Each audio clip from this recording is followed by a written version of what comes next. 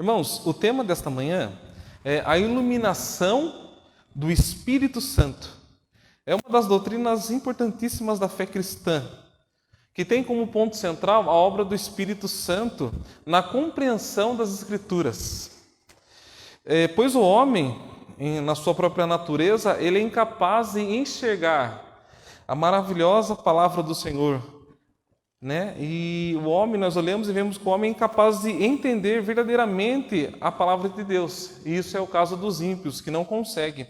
Embora a Bíblia esteja exposta para quem quiser, de maneira física, como nós temos, ou no celular, ou no iPad, ou no computador, mas nem todas as pessoas possuem um elemento essencial, que é o próprio autor inspirador das Escrituras, ou seja, o Espírito Santo, a qual ilumina, a qual confirma dentro de nós o que Deus prometeu em sua palavra. Interessante, irmãos, que nem mesmo os salvos, prestem bem atenção, os filhos de Deus possuem capacidade de se autossustentarem na continuidade do aprendizado, do entendimento bíblico. Eu posso estar numa faculdade de teologia para aprender, mas se não for pelo Espírito Santo que ilumina o homem a compreensão fiel das Escrituras Sagradas, jamais irei aprender. É o Espírito Santo que nos dá o entendimento e abre os nossos olhos para que a gente possa perceber as grandezas do Evangelho, as grandezas de Deus. A ação do Espírito Santo se dá através da fé. O Espírito Santo, ele age na nossa mente e assim ele confirma a verdade de Deus. E o que eu quero dizer isso? O que eu quero dizer para vocês? Que tudo isso é graça. Ou seja, é do começo ao fim, é obra de Deus em nós, fazendo uma obra por completo. Do começo ao fim nós vemos Deus cuidando de todos os detalhes. E eu gostaria que nesse momento você abrisse a sua Bíblia comigo em 2 Coríntios, no capítulo 4. Nós vamos fazer a leitura do versículo 3 ao versículo 6. Assim que você encontrar, peço que você se coloque de pé. 2 Coríntios, capítulo 4, do versículo 3 ao versículo 6. Eu peço que na leitura você se atente ao que o apóstolo Paulo está dizendo à igreja, ali na cidade de Coríntio. A palavra diz assim: mas se o nosso evangelho ainda está encoberto, é para os que se perdem que ele está encoberto, nos quais o Deus desse mundo cegou o entendimento dos descrentes, para que não lhes resplandeça a luz do evangelho da glória de Cristo, o qual é a imagem de Deus. Porque não pregamos a nós mesmos, mas a Jesus Cristo como Senhor, e a nós mesmos como servos de vocês, por causa de Jesus. Porque Deus é quem disse: deixe a luz brilhar das trevas. Deus brilhou em nosso coração para nos dar iluminação com o conhecimento de sua glória no rosto de Jesus Cristo. Amém? Pode se sentar. Irmãos, a minha oração nesta manhã é pedir para que o Espírito Santo ilumine a nossa mente para que a gente possa compreender o que vai ser ministrado nessa manhã. Pois olhar para para o nosso conhecimento nós não somos capazes, para o nosso intelecto nós não temos capacidade nenhuma. Mas que nessa manhã o Espírito Santo se revele a cada coração, esse é o meu pedido. Nós vemos aqui o apóstolo Paulo, ele escrevendo essa carta aos irmãos que estavam na cidade em Coríntio. E nós vemos que havia esta igreja que era uma igreja problemática. E Paulo, irmãos, foi um apóstolo comissionado por Deus para desempenhar um excelente ministério de proclamação do Evangelho. Frequentemente ele enfrentava resistência por pessoas que eram inimigas da obra de Deus e se empenhavam em espalhar heresias e minar a fé daqueles irmãos que ali estavam. A cidade de Coríntio foi um dos lugares onde Paulo enfrentou muita oposição, pois era uma cidade idólatra, era uma cidade em um contexto de paganismo. E os falsos mestres que haviam naquela cidade acusavam Paulo de ser enganador, que pregava uma mensagem ineficaz. Mas, na verdade, eles que eram pessoas que adulteravam a verdade da palavra. Eles eram as pessoas que distorciam a palavra de Deus. Então, é nesse contexto de distorção que o apóstolo Paulo ele menciona esses versículos. Muitas daquelas pessoas naquele contexto não compreendiam a mensagem do Evangelho, porque eles eram pessoas de um coração duro, pessoas tomadas pela incredulidade, que rejeitavam o Evangelho de Jesus Cristo, e Paulo fala para eles assim, que Satanás cegou o entendimento deles, por isso eles não conseguiam ver a luz do Evangelho. E no versículo 6, Paulo ele fala assim, acompanhe comigo, porque Deus é quem disse, deixe a luz brilhar das trevas. Irmãos, nós vemos aqui o apóstolo Paulo fazendo uma afirmação. É Deus quem disse, deixe a luz brilhar das trevas. Quando nós procuramos essa citação na Bíblia, nós não encontramos em lugar nenhum, exceto uma semelhança lá em Gênesis capítulo 1, versículo 3, quando Deus fala assim, haja luz. E essa primeira interpretação, dizendo que é bem provável que o apóstolo Paulo tinha esse versículo em mente, foi feita pelo Crisóstomo, que foi o pai da igreja no século IV, que viu Paulo falando essa passagem como um paralelo entre a criação, a recriação do mundo e a recriação do povo de Deus. E por que é bem provável que o apóstolo Paulo estivesse com esse versículo em mente, ao dizer, deixe a luz brilhar das trevas? Irmãos, porque no contexto a qual Deus fala, disse Deus, haja luz, havia trevas, havia um caos estabelecido. E ali nós vemos, diante daquele caos, o Espírito Santo, como uma forma corpórea de uma pomba, batendo as asas, pairava sobre as águas. E ali o Espírito Santo estava fazendo nova todas as coisas. E eu peço a vocês que vocês fiquem atentos naquilo que eu vou estar expondo a vocês. E lembrando aos irmãos que desde o início de todas as coisas, Deus Pai, Deus o Filho, Deus o Espírito, estavam no início de tudo na criação. Né? E esta obra, ela se estende para a salvação e para a regeneração. Mas aqui, nesta manhã, eu vou dar ênfase ao Espírito Santo. Acompanhem comigo o que a palavra fala em Gênesis capítulo 2. Capítulo 1, versículo 2. Fala assim, a terra ela era sem forma e vazia. Havia trevas sobre a face do abismo. Mas o Espírito de Deus pairava sobre a face das águas. Irmãos, nos manuscritos originais, aqui a tradução é, e a terra era um caos, e a terra era vazia. E havia trevas sobre a superfície do abismo profundo. Alguns estudiosos dizem que a criação inicial do versículo 1, quando diz que Deus criou os céus e a terra, ela caiu em uma condição de desolação, por causa de uma grande catástrofe. Assim, é possível o motivo da expressão, que a terra era um caos e vazia.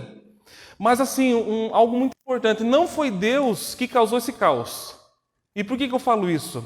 Se você acompanhar comigo em Isaías, capítulo 45, versículo 18, nós vamos ver o profeta Isaías dizendo assim, porque assim diz o Senhor, que criou os céus, o Deus que formou a terra, que a fez e a estabeleceu, que não criou para ser um caos, mas para ser habitada. Ou seja, Deus não criou um caos, Deus a criou para ser habitada. Até onde nós sabemos, irmãos, aqui o planeta Terra é o único lugar habitável no universo. Mas no princípio, ela se tornou sem forma e vazia. Havia trevas, havia um abismo. A posição de alguns estudiosos é que essa grande catástrofe ela se refira à queda de Lúcifer, que é Satanás, que é o diabo. Apesar da Bíblia ela não fornecer detalhes a respeito disso, para nós chegarmos a uma conclusão que de fato é isso, que é algo concreto, é bem provável que se transformou num grande abismo, provavelmente com a presença de Satanás, ou seja, com a sua queda. Nós vemos uma citação de Jesus Cristo, que reforça essa linha de pensamento. Quando ele fala em Lucas capítulo 10, versículo 18, Jesus fala assim, eu vi Satanás cair do céu como um raio. Reforçando assim que provavelmente o caos foi causado pela queda de Lúcifer. Mas o versículo 2 lá de Gênesis fala que o Espírito de Deus pairava sobre a face das águas, pairava sobre aquele abismo, pairava sobre aquelas trevas.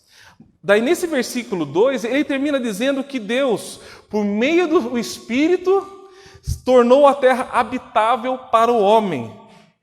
Ou seja, a palavra pairava, quando ali está usando, ela tem o mesmo sentido de proteger, de cobrir, de dar a vida, da mesma maneira que uma galinha fica sobre os ovos, ali para chocar, né? Dando a vida aos pintinhos, protegendo os pintinhos. Essa é uma definição, uma das definições, quando fala que se pairava sobre as águas. Então nós vemos assim, lá no início de tudo, o Espírito Santo começando o seu ministério. E qual o ministério? Refazer, recriar. Desde o início do mundo nós vemos o Espírito Santo entrando em cena para criar de novo. E como está escrito em João capítulo 3, versículo 7, quando Jesus fala: importar-vos nascer de novo. Esse novo nascimento em nós é obra do Espírito Santo que nos regenera, que nos gera novamente. É possível, irmãos, aceitar que foi exatamente isso que aconteceu com a terra criada. Ela entrou em um caos devido à queda de Lúcifer. Virou um grande abismo profundo. E ali o Espírito Santo estava recriando.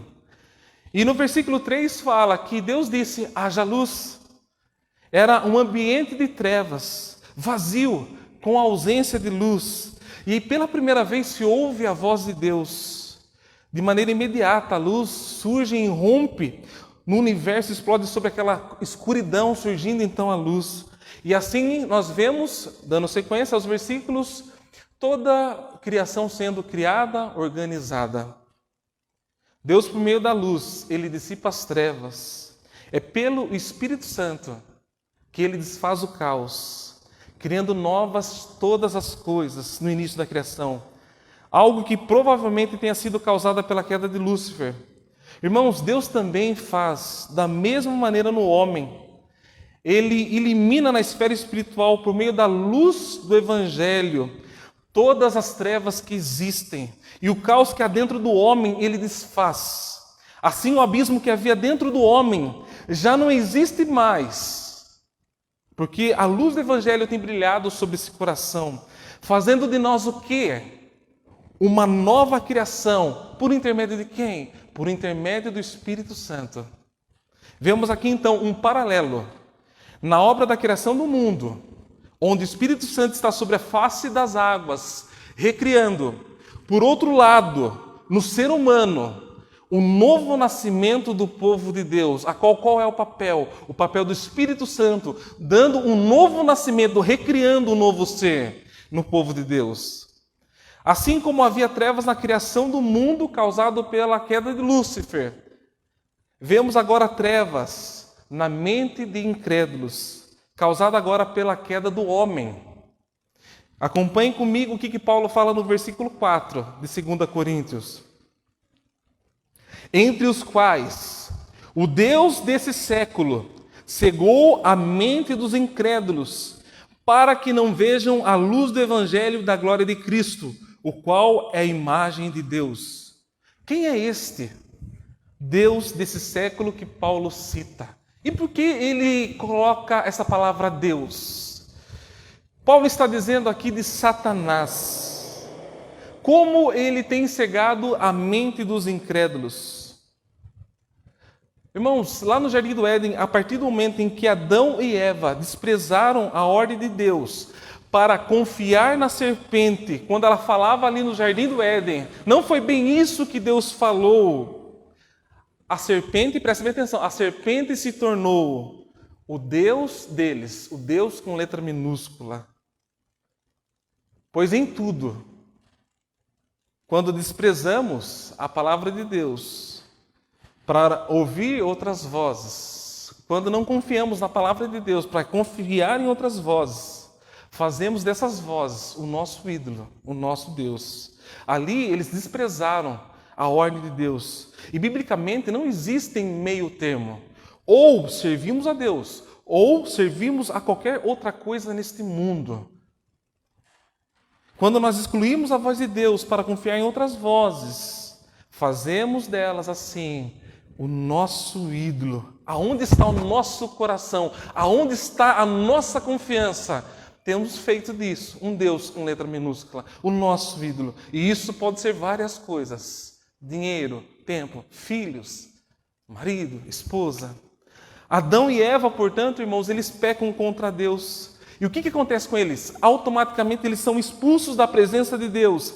E longe de Deus, eles se encontram em trevas, vivendo um caos. O resultado do pecado de Adão e Eva é conhecido como a queda, a qual resultou a morte espiritual. E com eles toda a humanidade morreu espiritualmente. Uma pessoa morta, irmãos, a sua mente não funciona.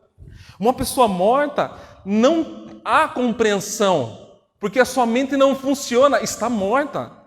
Não existe entendimento em uma pessoa morta espiritualmente, pois a mente está sem vida.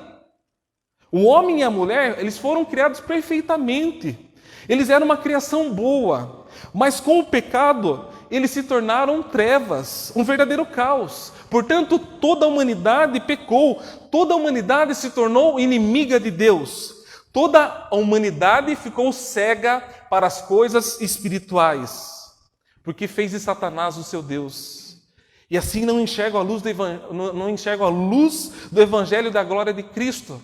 Por isso o apóstolo Paulo fala assim, que o Deus desse século tem cauterizado, tem cegado a mente de muitos. O inimigo das nossas almas tem feito de tudo para estar afastando homens e mulheres dessa luz e assim conduzi-los para as trevas. Satanás, por meio de influências, tem cegado e tem controlado a atual disposição da mente de muitas pessoas. E nós vemos na nossa realidade, é só analisar as ideias, as opiniões, os objetivos, esperanças, visões da maioria das pessoas. Isso envolve filosofias, educação, a economia do mundo. E qual o mecanismo que Satanás tem usado? A internet, a televisão, filmes, séries, TikTok, Instagram, desenhos, Facebook. Muitas pessoas se encontram cegas e outras têm ficado cegas. Um exemplo disso é ver o número de acessos que há em um vídeo que se trata da teoria da conspiração na internet. São milhões de acessos. Teorias da conspiração, eles distorcem o Evangelho. Mas está assim de crentes assistindo. Aqueles malucos. Desculpe a expressão, mas malucos. E sabe o que é o pior? Que muitos têm rejeitado a verdade do Evangelho para ficar com o que eles falam, com o que eles ensinam. Muitos têm agido como a serpente no jardim do Éden.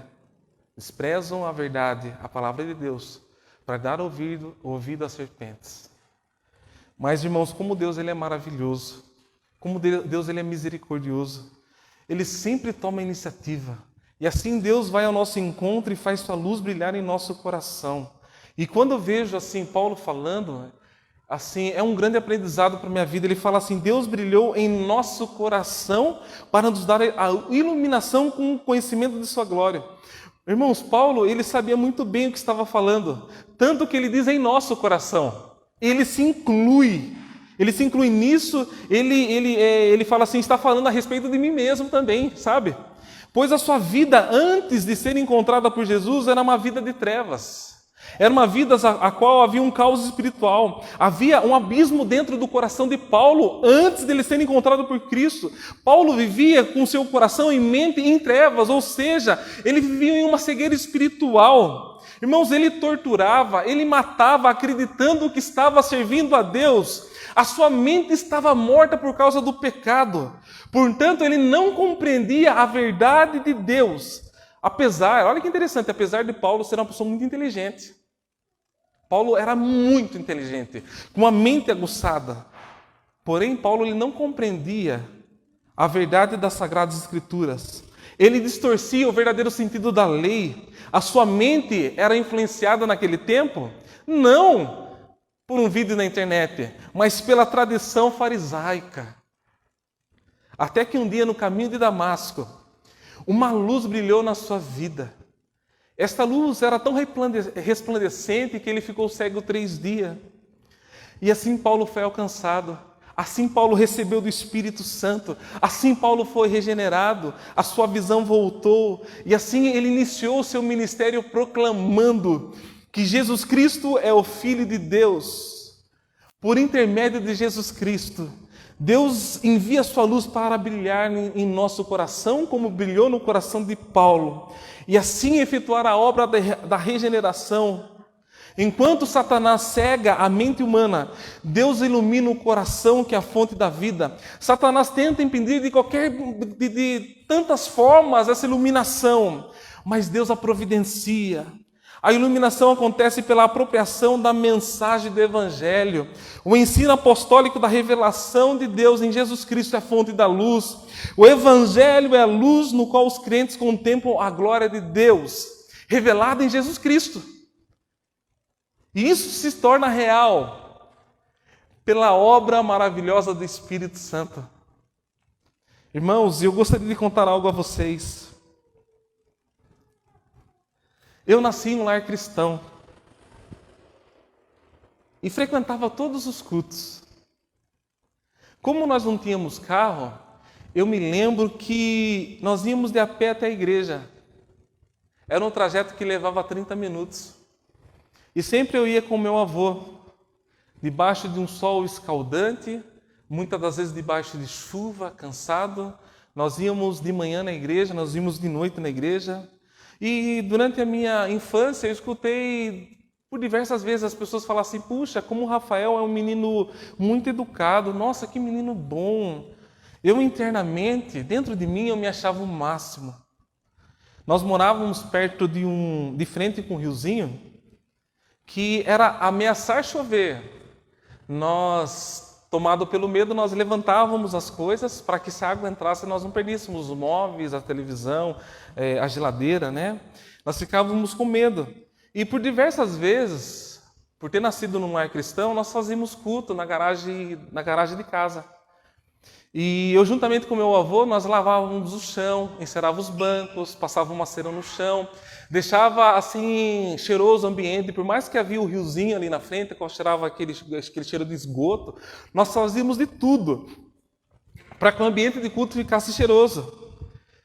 E por diversas vezes, quando chovia, aquele riozinho transbordava. E assim, aquela água barrenta, suja, ela entrava na garagem. E por diversas vezes nós encerrávamos o culto, porque não tinha condições de continuar um culto com aquela chuva e com a enchente. A água chegava até o joelho, e assim era aquela loucura. Então eu vivi tantas situações, e eu tinha certeza que eu estava fazendo para Deus. E assim, naquele contexto, eu iniciei a minha vida ministerial. Fui muito influenciado pelo meu tio e iniciei o meu ministério cantando na igreja. Então, portanto, eu tinha uma vida muito ativa na igreja. Cantava, fazia visitas e assim era aquela loucura. Eu me lembro quando Deus me deu o dom de falar em línguas. Irmãos, para mim foi o ápice. Tive também outras experiências com Deus, como sonhos, realizações. Por inúmeras vezes ajudei pessoas com necessidade. Eu era um ofertante assíduo na igreja. Alguém desprendido de valores.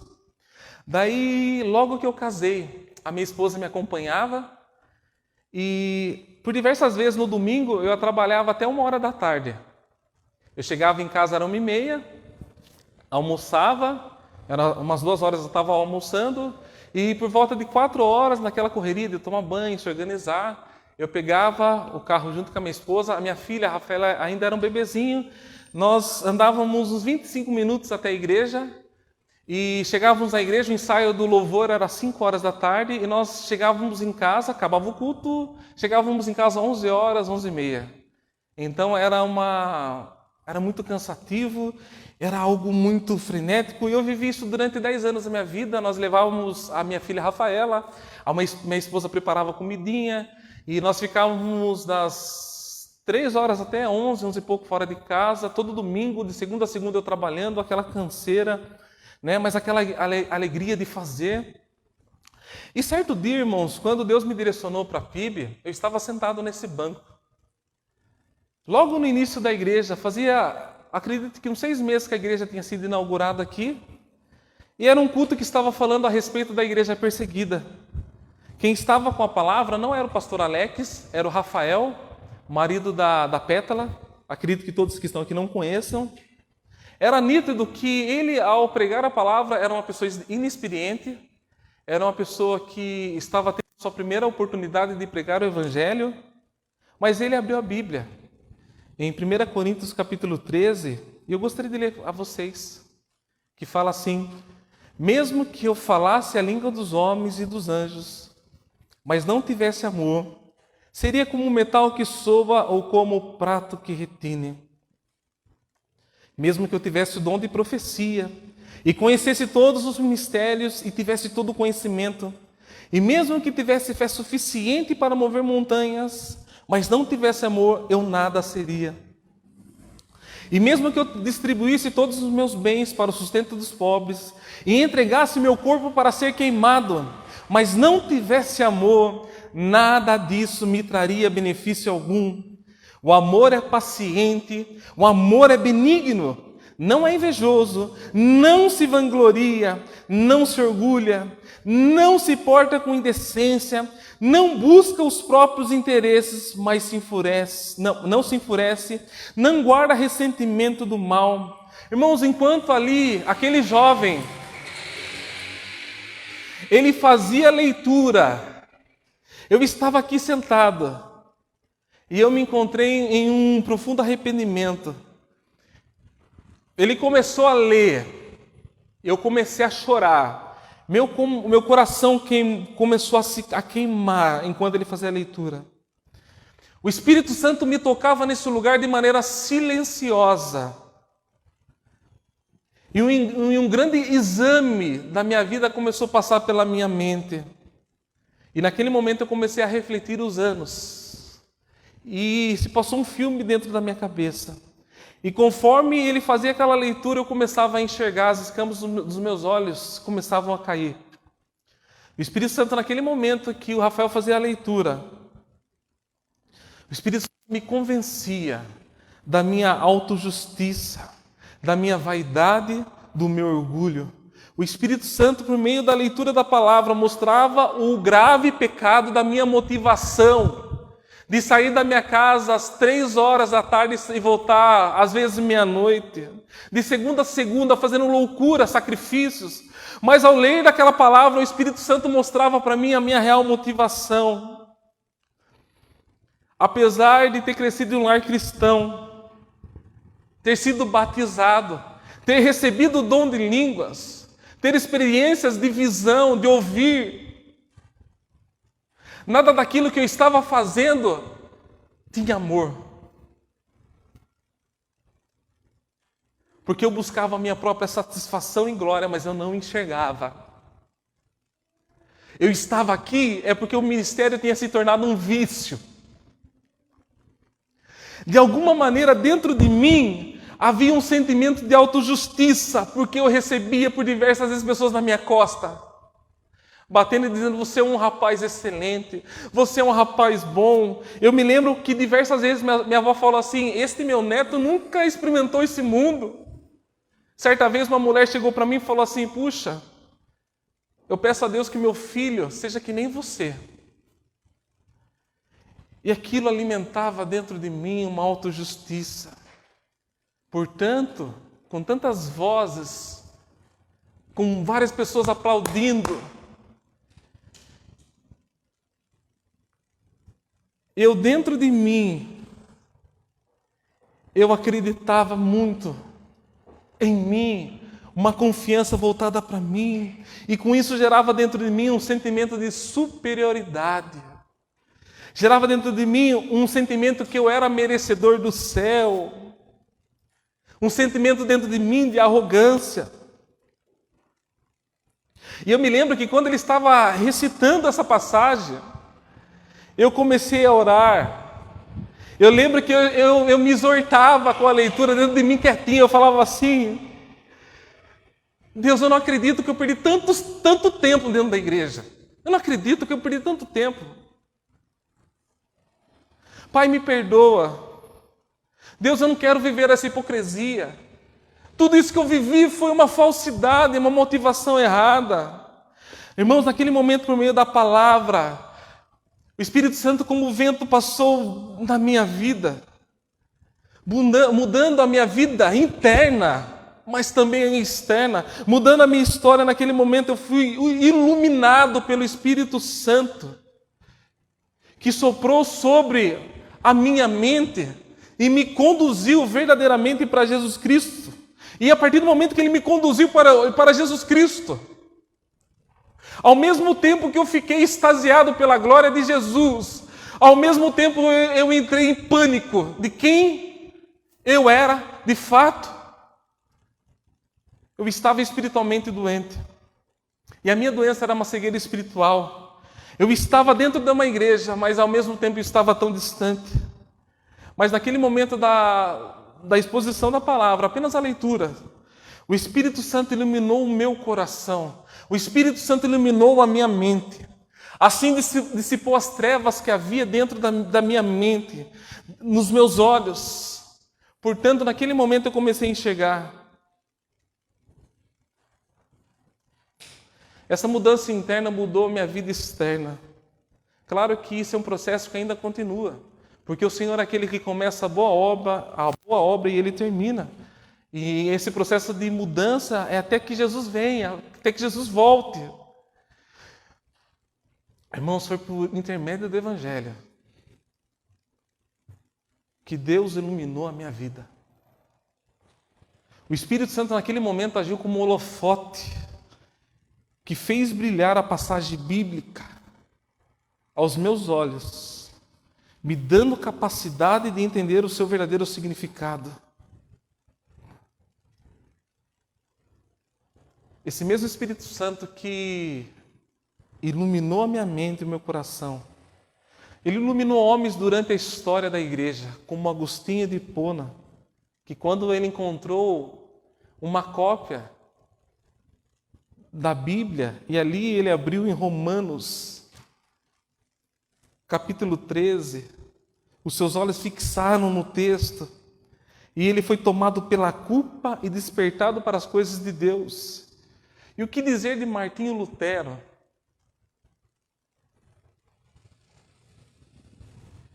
Que era alguém dedicado à tradição, e quando de repente, ao ler Romanos capítulo 1, 17, o justo viverá pela fé. Não só ocorreu uma mudança interna dentro daquele coração, mas ocorreu uma mudança externa. E o Espírito Santo iluminou aquela mente. E a minha oração nesta manhã é que o Espírito Santo ilumine sua mente, assim como iluminou a minha mente. Paulo ele fala assim: porque Deus disse das trevas brilhará a luz. Foi Ele mesmo quem brilhou em nosso coração para a iluminação do conhecimento da glória de Deus na face de Jesus Cristo. O Deus desse século tem cegado a mente dos incrédulos, para que não vejam a luz do Evangelho. Mas a minha oração nesta manhã é para que essa mesma luz do Evangelho que iluminou um dia a minha vida, ilumine a sua mente e faça você enxergar. Irmãos, eu vou dizer para você, o Espírito Santo, ele não trabalha contra o Evangelho, contra a palavra. Porque a palavra, ela foi inspirada por Ele. Se não houvesse o Espírito Santo nessas letras, isso daqui apenas seria um livro.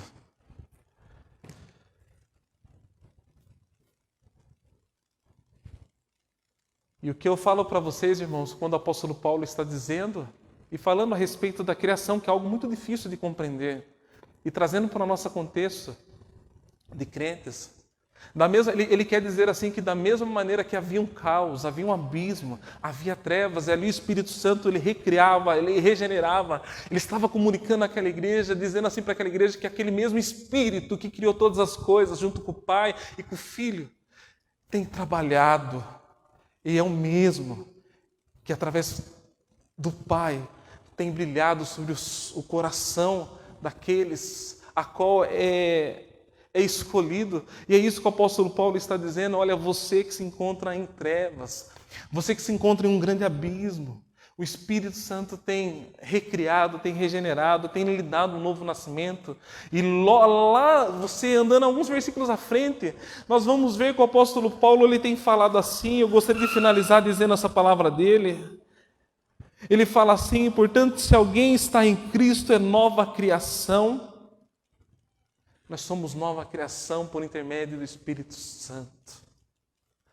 Irmãos, que nesta manhã o Espírito Santo ilumine a sua mente. A minha oração desde ontem foi para que Deus, se não for o Senhor, ó Deus, para iluminar a cada coração, será 50 minutos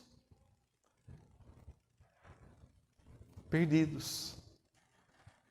Mas nós cremos que esse mesmo Espírito Santo, que pairava sobre o caos, sobre um grande abismo, sobre trevas, e ali recriava, é o mesmo que tem pairado sobre a sua vida. Quem tem visto um abismo dentro do seu coração, que tem visto uma mente cauterizada pelas trevas e uma cegueira espiritual, a qual tem visto a sua atual situação, mas Ele está aqui para te dar uma nova vida, para te recriar, em nome do Pai, em nome do Filho e do Espírito Santo. Ele é aquele que nos dá uma nova vida. Irmãos, e ser iluminado pelo Espírito Santo é contemplar a beleza de Cristo e olhar para si e falar assim: meu Deus do céu, eu não quero ser a mesma pessoa, Pai, não muda. E todos aqueles que me acompanham sabem que daí sim, verdadeiramente, eu busquei o Senhor de todo o meu coração na leitura da palavra. Não era apenas um ritual. E assim eu busquei o Senhor em oração, não por obrigação, mas por amor. E assim entrei num seminário para aprender mais do Senhor. E falava: Deus do céu, como queria ter sido iluminado pela Tua palavra, já desde criança. Perdi tanto tempo, mas tanto tempo. Mas tudo é no tempo certo. Tudo tem um propósito. E talvez um dos propósitos é para falar: conte o seu testemunho de vida nesta manhã.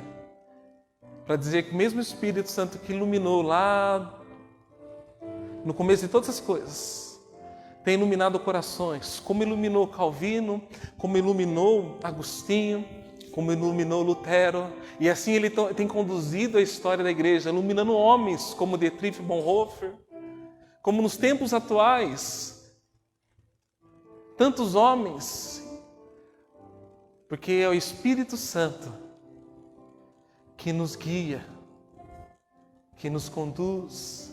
É o Espírito Santo que Jesus falou assim: eu vou, mas o Consolador, o outro, virá a favor de vós e vos fará lembrar de tudo aquilo que eu ensinei. Ou seja, se você tem aprendido, tem compreendido, não é capacidade sua, mas é o Espírito Santo que tem conduzido a você ao verdadeiro entendimento da palavra do Senhor. Que nessa manhã você possa fechar os seus olhos e juntamente comigo orar. E pedir ao Senhor: Senhor, ilumina a minha mente. Ilumina, Deus, o meu coração. Eu não quero ser o mesmo. Deus, nós te amamos. Espírito Santo do Senhor, brilha sobre a cada coração.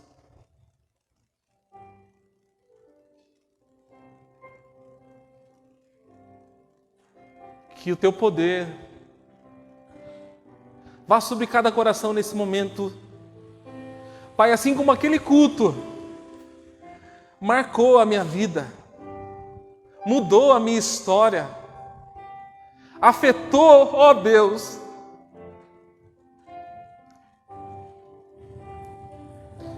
verdadeiramente a minha postura. Que esta palavra simples desta manhã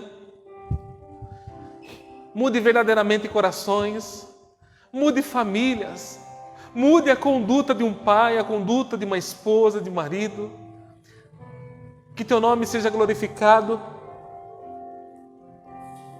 Muito obrigado, Deus, pela tua palavra. Se nós estamos aqui é porque o Senhor tem nos iluminado. Muito obrigado, Senhor, por tudo que o Senhor tem feito. Obrigado pela tua misericórdia e pela tua graça. No nome do Senhor Jesus Cristo. Amém, amém.